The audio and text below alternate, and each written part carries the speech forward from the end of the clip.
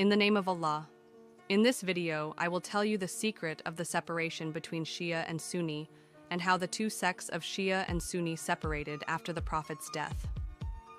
Join me. After the Prophet's return from the last Hajj and the incident of Ghadir Khumm, it had not been a few months when the Prophet fell ill.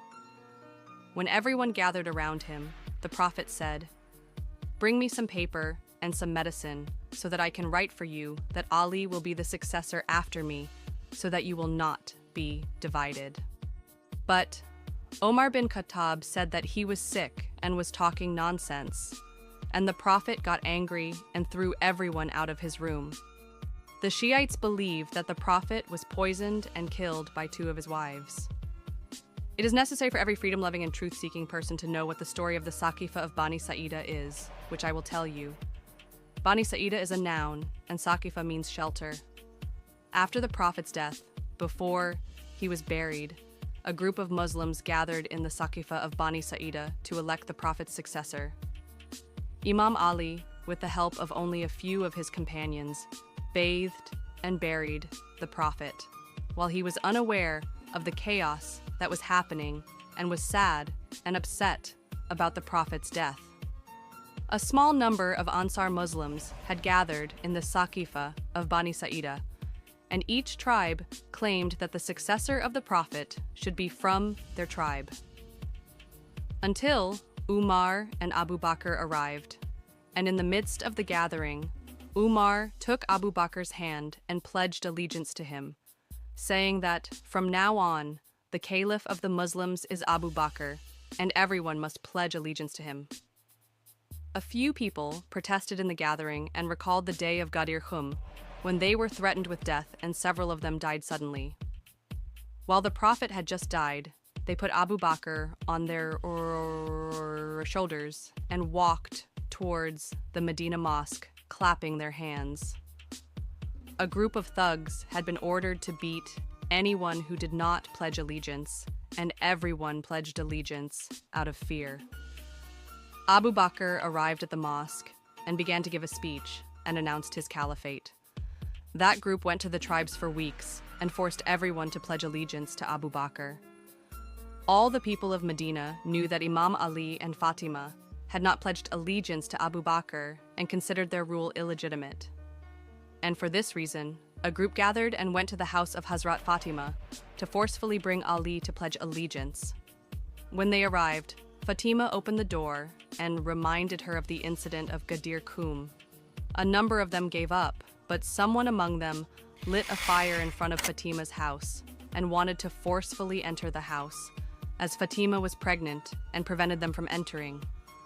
Until they pressed, a large nail in the door sank into Fatima's chest, and her baby was miscarried, and Fatima fell to the ground.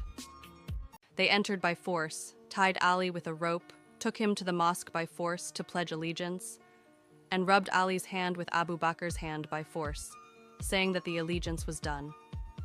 Then, Umar and Abu Bakr took the 10 gardens called Fadak, which had been inherited from the Prophet to Fatima, on the grounds that no inheritance was passed down from the Prophet to his children. 18,000 workers worked in these gardens, and they earned several $1 million annually. They took Fadak from them by force, so that Ali and Fatima would not have the financial means to take back the government. Fatima, whose value was very high in the eyes of the Messenger of God, and I have mentioned her biography in previous videos, worked hard to defend the rights of Imam Ali. She gave a magnificent speech in the mosque and reminded him of the incident of Ghadir Khumm and the bravery of Imam Ali in wars and in defending Islam. She reminded the Muslims that the Prophet had repeatedly declared that he was my successor, and that whoever I am his leader, Ali is also his leader. Despite her illness, she would go to the Muslim houses every night with Hassan and Hussein and remind him of the incident of Ghadir Khumm. The Muslims expressed their regret and confirmed her words, but no one would help her. Fatima fell ill and was very sad and crying after her father's death. It is mentioned in the hadiths that Gabriel went to Fatima's house to console her and talk to her. The women of Medina came to visit Fatima, and Fatima reminded them that you will be afflicted with many calamities, because your husbands wronged Ali and did not defend him.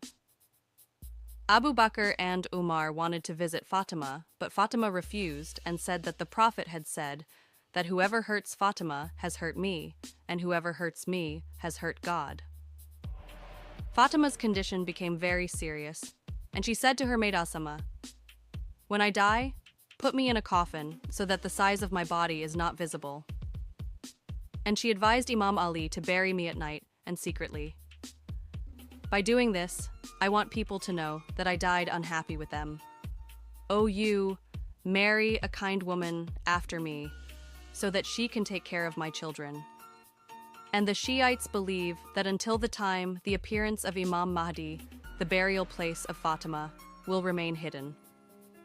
A few days later, Fatima passed away, and Ali buried her secretly at night with all his sorrow and grief.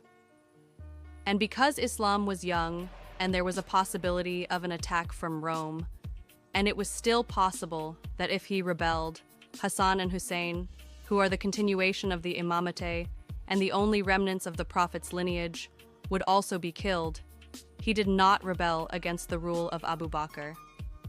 My dear friends, in the video, I will tell you what happened to Imam Ali. I hope you will join me and motivate our team more by subscribing to us.